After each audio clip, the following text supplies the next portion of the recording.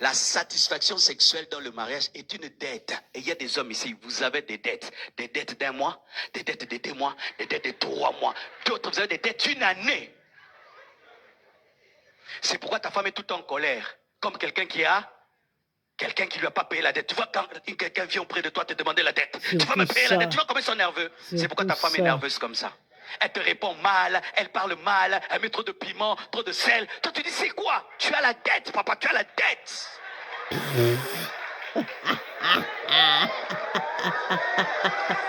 Donnez-moi la main. Souvent, nous, les hommes, nous parlons.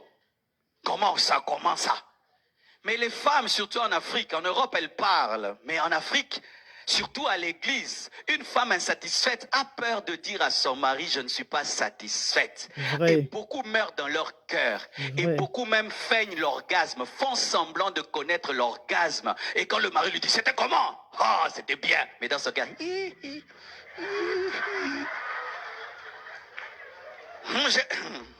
maintenant, pour que tu ne te sentes pas blessé, frustré, elle te ment. Et non, tu es vraiment un mari. Mais un mari qui finit après 2 minutes. Vraiment. Car beaucoup d'hommes, vous avez des problèmes d'éjaculation précoce. Mais les femmes ne disent pas. Elle peut être mariée, ça fait 3 ans, 4 ans. Elle n'est jamais arrivée, elle ne le dira pas.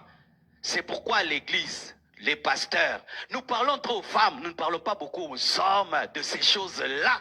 Alors que c'est l'un des plus grands problèmes dans les couples. C'est ce problème-là. C'est ce problème-là. C'est pas un problème de démons. C'est un problème d'arrivée. Tu prends le bus, hein, tu n'arrives pas, le pneu est crevé. Plus d'essence, hein, tu n'arrives pas à l'arrêt, mais tu as payé. Tu t'imagines dans quelle situation tu te retrouves?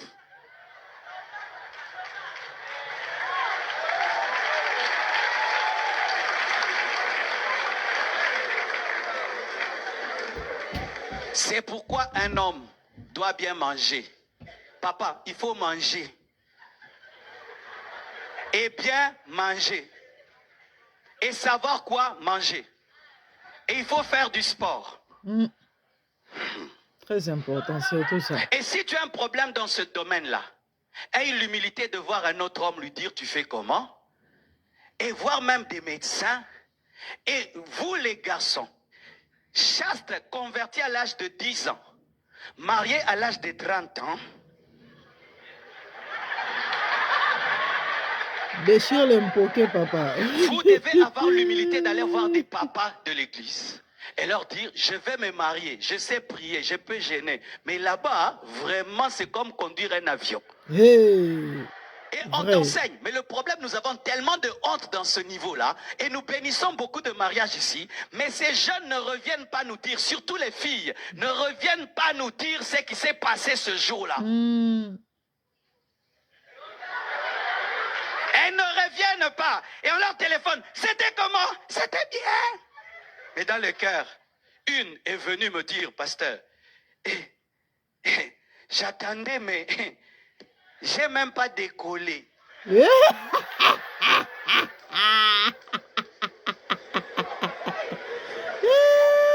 homme doit donner ça à la femme. Un homme doit donner ça. Si tu ne donnes pas ça, tu as une dette. Plus qu'une dette d'1 million de dollars. C'est pourquoi ta femme est en colère, elle te répond mal, et tout. Mais comme c'est une Africaine, elle ne peut pas te dire parce qu'elle ne veut pas te blesser. Elle te répond, et toi tu commences, maintenant ma femme, les démons attaquent ma femme, ma femme vraiment est très attaquée. C'est toi l'attaque, tu l'attaques. Et maintenant quand tu viens vers elle, elle ne veut pas. Oh, ma femme ne veut plus. Mais parce que, même si elle veut, tu ne feras rien.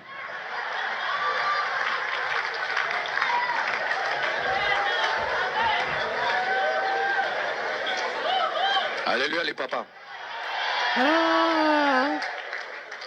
Quelqu'un il va le faire. Un homme peut te parler de tout.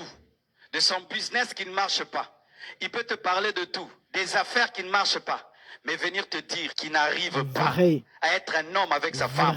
Ah, les hommes ne le font pas. Et les hommes dans leur orgueil, ils meurent en secret. Ils meurent en secret. Surtout les Africains. Et s'il est un homme de prière, il fait des jeûnes de 40 jours, de 20 jours. Il fuit la femme dans la prière. Tu penses que c'est la prière? Non, il fuit ses responsabilités. Il va mourir jusqu'à ce que la femme dirait un jour la vérité. Ça fait 15 ans qu'il n'y a rien eu.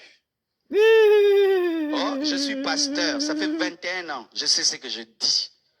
Je sais ce que je touche. C'est pourquoi, mon frère, si tu es célibataire, tu sens que tu n'es pas normal, ne te marie pas. Hey. Va d'abord être soigné. Parce que l'homme, même s'il n'est pas marié, il sait s'il est vivant ou mort. À suivre le papa, vous Comme avez nous, en compris. Hein? Christ, il n'y a pas dans les fiançailles, on ne vérifie pas. Les païens vérifient. Amen. Hein? Une fille païenne va vérifier. Mais nos sœurs en Christ ne peuvent pas vérifier. Et beaucoup d'hommes dans l'église, vous savez que vous êtes impuissants, mais vous vous mariez quand même. C'est de la méchanceté. Et vous comptez sur la virginité de la fille. Comme vous ne ferez rien ça, et nous ne faisons rien en Christ, hein, vous cachez ce grand secret et c'est dans le mariage que la femme découvre. Et lorsqu'on escroque toi, tu étais comme ça. on peut Mais tu m'avais jamais divorcer. demandé. Ça, il fallait que je te demande. Là, on peut divorcer. Hein? Ah oui, hein? Ah oui. L'escroquerie dans l'amour. Non, c'est la vie de prière qui m'a paralysé.